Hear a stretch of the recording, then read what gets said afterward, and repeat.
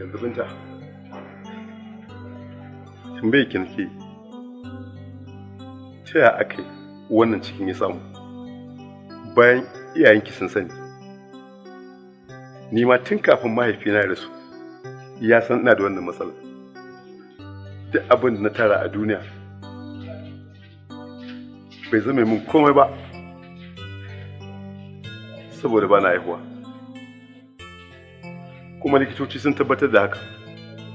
Kuma a gidan nan daga ni sai ke sai Abdul. Binta. Na'am. Allah ne kawai yaya. Ba tambaye ka nake ba Abdul. Ba tambaye ka nake ba. Binta, ta ya aka yi wannan cikin ya samu? Ina mani da duk ne wasan kanin miji. Wasan kanin miji? Kuke da Abdul din? Yanzu aku. Tun baka tafiya nake tare da kai. Abdul yanzu kai za ka ci amana ta kenan. Ni bakin aiki na gidan nan ne ban ruwa na ta da yanzu. Bakin aiki na. Shi yasa kake ta togace magana? Ahe magana dama a gida take kenan. Binta, da ke da abin kun ci amana ta. Ba ku tausaya min a larurar take tare da ni ba. Me kuke bukata a guna wadda ba na muku? Ban boye miki ba. Kuma kika ambata da bakinki a gaban iyayenki cewa za ki haƙura da zama da ni har idan Allah ya bani lafiya in samu sauƙi. Kuma shi kika faɗa ba? Wuri za ka yi. To shi. Ai to shi ke. Tunda kun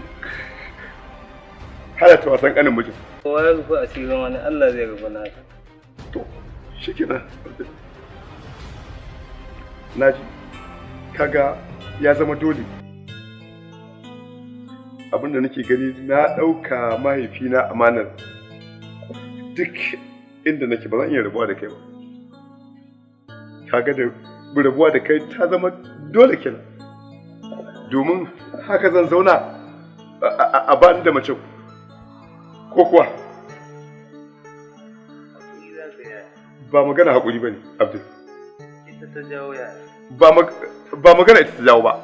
Ai na ce ma idan duk lokacin da ka ji kana son mace ka gaya min in yi ma'auri. Ka ce min a sai ka gama karatu.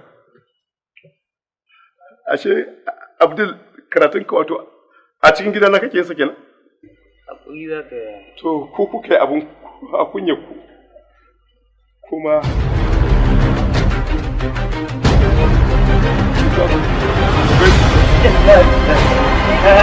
Ka raba da mijina wallahi ka ga abin da ka jawo. To kika jawo ai. Ka jawo na shiga uku ka raba da mijina inna lillahi wa inna ilaihi raji'un. Me gida?